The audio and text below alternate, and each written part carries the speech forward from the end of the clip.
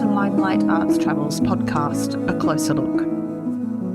When it comes to decorated pottery from the world of ancient Greece, most of us can call to mind painted urns that show men exercising, drinking, and philosophizing.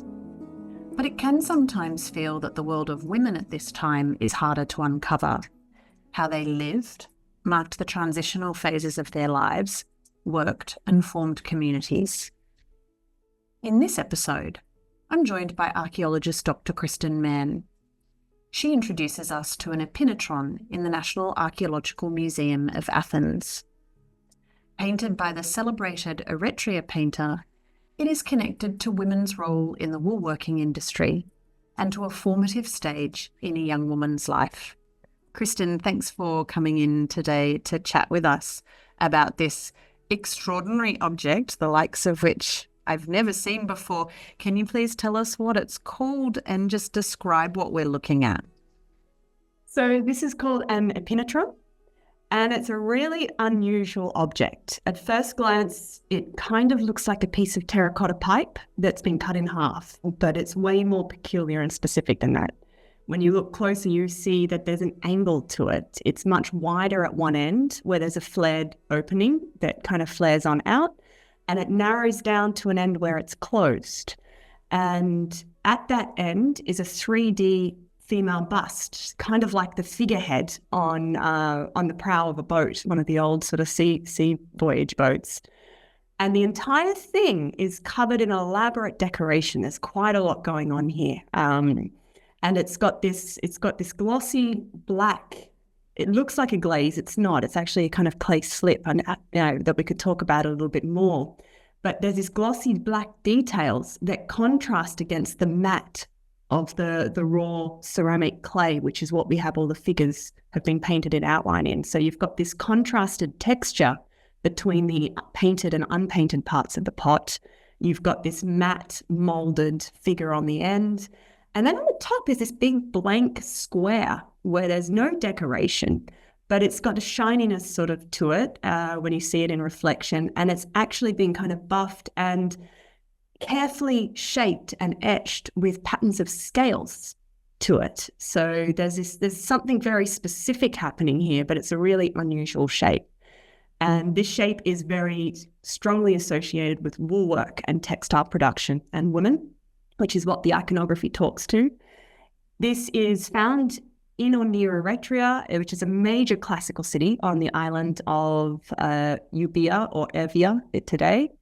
We don't know its precise context because it was found in 1892 by an antiquities collector, but it came in with a whole parcel of objects that come from graves. It was found with 8 other vases, which most of them were white ground lekythoi. So we're pretty sure it came from a grave based on that, but also its condition. And so knowing that it's from a grave, we suspect because of the woolworking and the iconography, it's a woman's grave. And like the other pot that we talked about, it's attributed to the Eretria Painter based on key quirks in the style. And actually, this is the main pot. This was the very first one that the guy Beasley, who studied it, couldn't wait to get his hands on pretty much. So he started with this because it's such an unusual, highly elaborate vessel. And this is where once he identified the painter, he named the painter after this vessel. And based on the style of painting in particular, it's dated to around 425 BC. Especially it's got this the drapery's got this clinging sort of wet t-shirt look that's also associated with the Temple of Nike and that. So this is much later in the 5th century. It's such an intricate object. You use the word detail quite a few times, and it is so highly detailed. You've said it's associated with woolworking and with women, and certainly the women I see immediately as I look at this object. I'm so used to seeing objects from the ancient Greek world that show me what men did and how men lived. But here in the view I'm looking at the moment, all I see is women, and then there's that beautiful figurehead of the woman's bust on the end of the piece. But this is a functional object. You've said it's connected to woolworking. Can you tell us a little bit more about how this piece was used and who it would have been used by? Sure. So this is actually the reason for its odd shape is it's actually a protective object that would cover your knee. You'd put it on top of your thigh while sitting down, working. And it was for repetitive tasks, particularly two tasks it's associated with. One is carding the wool, which is actually sort of clearing out all the impurities, and involved a comb, which if you're working against your leg, you're going to scratch it up. Roving is the other one, which is where you've now got your fibers, they're cleaned and prepped, and they can be actually just with your hand, you'd roll them against the surface into rough sort of clusters that would be ready to start spinning into thread. So it's got these two tasks where if you're doing it for hours at a time against your leg, you end up damaging your leg. So this is meant as a protective device. But a lot of these would have been more utilitarian in cheaper materials or easier, less ornamental and elaborate vessels, which would be covering your leg. A lot of these don't survive. People have speculated leather, wood, other devices. This one doesn't show any signs of use. But I'm really interested in this aspect of work. Maybe some of our listeners, like I am, are always surprised to be reminded that, you know, women have always had to work. They've always had to contribute to a family economy and to a kind of a culture's economy more broadly. That work that you described women doing with an object like this is reasonably hard labor. It's not glamorous work or easy work. It's quite rough. It's celebrated and presented in this very ideal, genteel way in the imagery that, yeah, there's labor to it. But women were a fundamental part of the economy in the ancient world. I mean, they ran the household economy, which is the economy in many ways. We're not talking about an industrial society. This is a society where domestic production and a lot of the elite families were landholders with farming materials and things. And so the women were in charge of the accounts and actually maintaining everything and managing the household. So it's all of the literature that we actually have. It can be easy to misread it, and it's difficult to read because you've got a bunch of men philosophizing on what they think marriage and women's roles should be, which of course we then take it as what they were. But if someone's talking a lot, it means that they kind of wish things were different. So we have to be a bit careful with the literary sources, but there is a definite running theme through imagery and text of partnership. So there's this sense of entering into a partnership, which is why these were given as wedding gifts or offered up as dedications to goddesses on the, you know, before you get married. It's a request for prosperity and success, as well as a celebration of womanly virtue and what a good girl should be doing. It's not just that keeping the women in their place. It's a very real, very meaningful task that was done. So there's quite a lot going on here. And the imagery around it is actually all connected to weddings.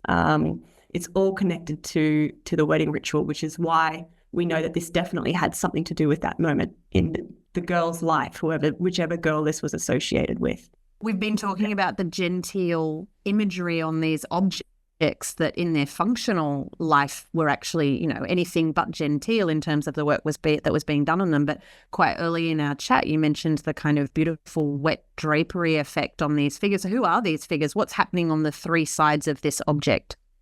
But this object is meant to be worn on a woman's thigh. So it's quite intimate. And if we start by actually working around, if you're the woman with it on your thigh, we'll start from what is your right-hand side.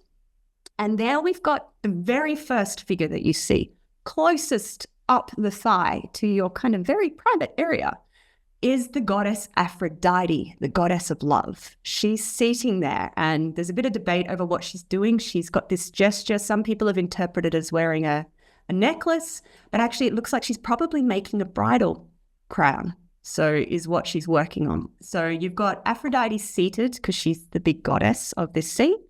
And Eros is standing before her, all with his contrapposto stance and his long flowing locks and his crown on his head and his wings all carefully draped. And he's coyly holding this box, which is an accessory box. It might be full of ribbons, it might be full of jewelry, but it's a woman's accessory box. Seated then at the center, you've got this other little tableau, which is kind of self-contained. On a seat is Harmonia, who's presented here as the bride. So Harmonia is the daughter of Aphrodite with Ares. She's an illegitimate child. And Hephaestus, actually, who was Aphrodite's actual husband, gave her a cursed necklace. There's a whole story there, which is why people interpret Aphrodite as holding a necklace. That's probably not what we see here, but she's in this very particular gesture. She's twisting a little bit anxiously as she looks to a companion who's reassuring her, has her arm around her, and the young bride is listening earnestly to whatever advice is being given. And there's another maiden who's actually there, also involved in this reassurance. This is a symbol that we see as a repeated motif with human brides and other brides as well. It's meant to indicate the modesty and the fear and the uncertainty of this young teenager, basically, who has never met or may not ever had been alone with her groom. The debate about how much women interacted with members outside the household is a whole separate question.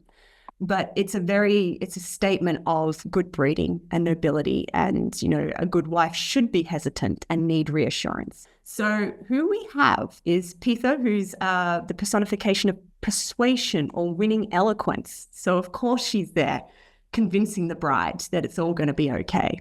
You have Kore, who's the personification of the maiden and daughter. And sometimes she's Persephone. People don't know whether she is here meant to be Persephone or just Kore, maiden, marriageable maiden. And both are key companions of Aphrodite, but those are the women that are reassuring the bride. A little bit over to the side. So she's about to, by the way, marry Cadmus, the king of thieves. And further over, we see Hebe, who's the goddess of youth. She's actually one of the two legitimate daughters of Hera and Zeus. And it's this idea of eternal youth. So she's there dressing her hair and making herself, ornamenting herself. This is a crucial part of the wedding preparations as well. That's what we're seeing here, is the preparation of a bride to be decked out and prepared. So she's there with Hemeros, who's the twin brother of Eros. This is the deity close to the knee, the winged deity of sexual desire. And he's there offering this perfume bottle to, all of this is about making yourself enticing and alluring for your husband. So everyone is there to deck out the bride and prepare her to be maximum appeal for when she sees her husband, which, by the way, the wedding in ancient Athens was not a big elaborate affair like it is, but not in the sense of a big ceremony. The main part of the wedding is the procession to the groom's house, where there was then a moment of greeting and acknowledgement and accepting of authority, and then bride goes into the house but the marriage was not considered, you're not considered married, shall I say, until you have a child. So you transform from being a Parthenos or a Kore, a maiden, into being a nymphe, who's no longer a virgin, but is not yet a married wife because she hasn't given birth yet, but you're in this waiting stage. And so the ornamenting of the bride is a really significant part of the ritual. And then when we wrap around to the knee, we're actually seeing a scene that symbolizes the wedding ceremony itself. Now, at first, it doesn't look like this because we are seeing this abduction scene. Greek myths are quite violent. There's a common theme for women and also young boys is the abduction or rape of women by deities. And this is what we're actually seeing as Pelios, who's crowned like a groom. So there's a few symbols here that tell us that this is not just this violent abduction. There's a bit of ceremony going on here. And he's wrestling the sea maid shape changer. She's like a mermaid called Thetis. And in the story, he'd been told that to capture her and make her his wife, he just had to hold on. And she changes through all these different animals and forms until eventually she's exhausted, and exhausted submits to being his wife. So it seems really violent and dramatic. But actually, this scene, and there's a whole thread of like sort of ritual abductions and ceremonies and stuff, but you've got the 3D side of this vessel. You see her companions, her sisters, fleeing, and they're like falling down the knee as they run away. But you also have on the other side, her dad is actually just there watching, kind of not doing anything. He's not running in to help. He's got a gesture. It's Nereus is kind of giving seeming blessing and approval. So this combination of the nude bridegroom, like the nude, Pelias with the crown like a bridegroom. He's also in a body posture, which we see in images of grooms lifting their wives out of or into chariots and things like that. So there's a lot going on here that refers to the marriage ceremony. And you've got mum being dramatic about losing her daughter, but she's not going to get past dad, who ultimately has say-so on who gets to be the groom. So there's a lot of symbolism going on here, but there's this idea of token acceptance. Eventually, Thetis' one hand is sort of like, help me to my sister. She's raised out, but the other hand is doing an unusual gesture, and she's delicately lifting up her veil. This is a reference to that moment. It was considered quite powerful and charged with like attraction, acknowledgement, partnership sort of future, when the bride would stand before the groom and hold up her veil in this gesture of acceptance. She should pretty formally state out loud that she submits to the authority of her husband. So she accepts her groom. So this is the wedding ceremony is what we see here. But then as you move around to the other side, now it's wrapped along the left-hand side of the thigh. And if we move from the knee, you've got two young maidens who are fiddling with some sprigs in these two vessels that are associated with the wedding. These were actually used as part of the wedding bath and bathing rituals for the bride. And they've got sprigs of vegetation that would have been used to bless the bride with the water that's in there. So you've got these named maidens as well. And the pots have got figures. You can see figures of like potentially even an abduction scene, as you've got someone running and a little, person painted after. The painter's gone into great detail to present this here. You've got another woman who's doing a similar sort of activity with a taller vessel that's also associated. So the libis gamikoi are the two vessels, the two little shorter ones. And this one is a lutrophoros. So they're connected to ritual baths and bathing and special particular events in the wedding and blessing the bride. Then you've got a seated figure who's completely absorbed in a little bird that's on her hand. And the inscriptions actually name these figures. And this is actually named as Hippolyte. There's a lot of debate as to who exactly she might be, which Hippolyte is she.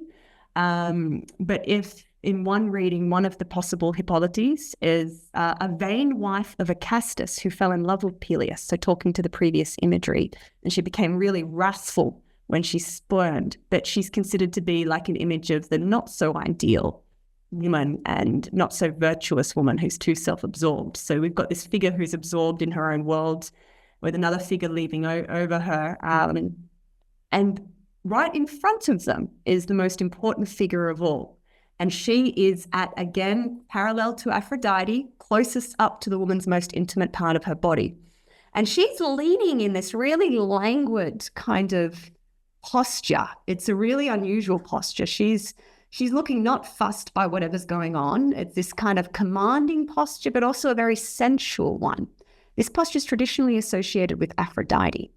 And this is actually named as Alcestis, who was the daughter of Peleus and she's a mythical queen of Thessaly.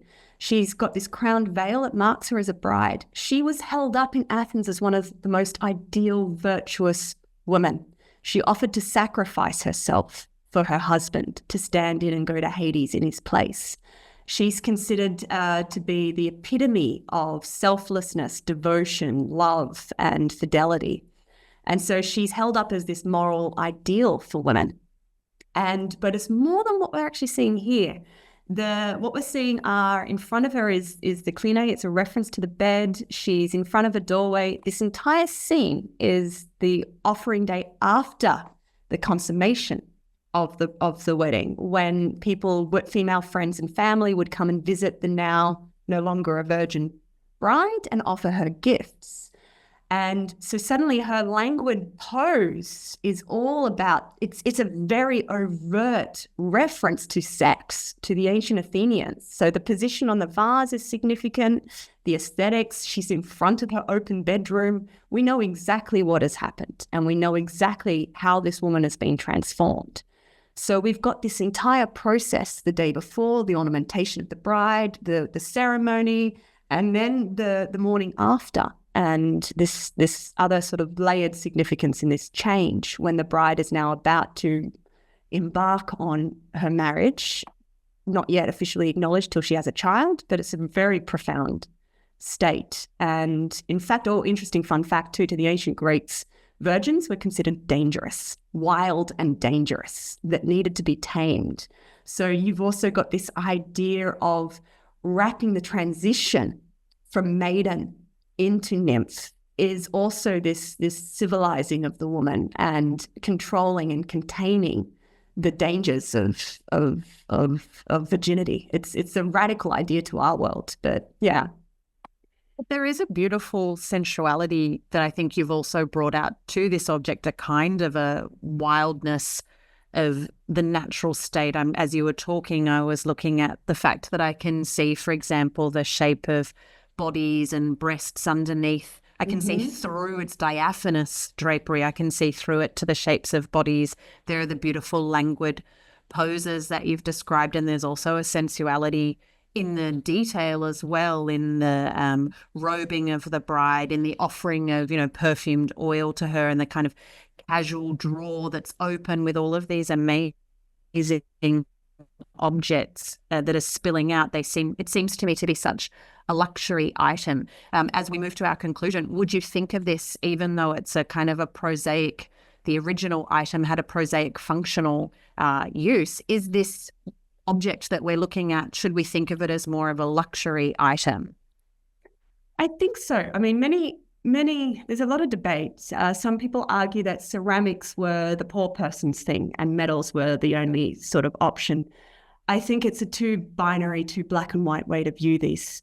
The detail here and the elaborate nature, the fact that they were offered as gifts to goddesses. You don't offer something that is just prosaic and mundane. You do sometimes, but it needs to be a gift worthy of a goddess. And the detail on this, the quality of the vessel itself as well. And I forgot to add, by the way, too, all of these figures, there was added paint that gilded.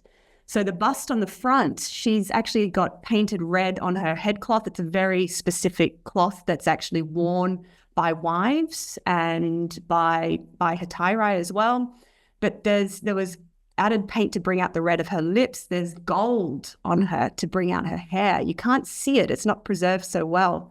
But Aphrodite is decked in gold as well. The jewelry and the details around wrists, this actually had added, it was gilded as well. So there's a lot more to this. Kristen, what an amazing object. Thank you so much for introducing us to it and giving us a bit of an insight onto the life of ancient Greek women. Thank you. You're most welcome. You've been listening to Limelight Arts Travels podcast, A Closer Look. It was recorded on the lands of the Gadigal people of the Eora Nation, and we acknowledge and pay our respects to the traditional custodians of this land and their elders past and present.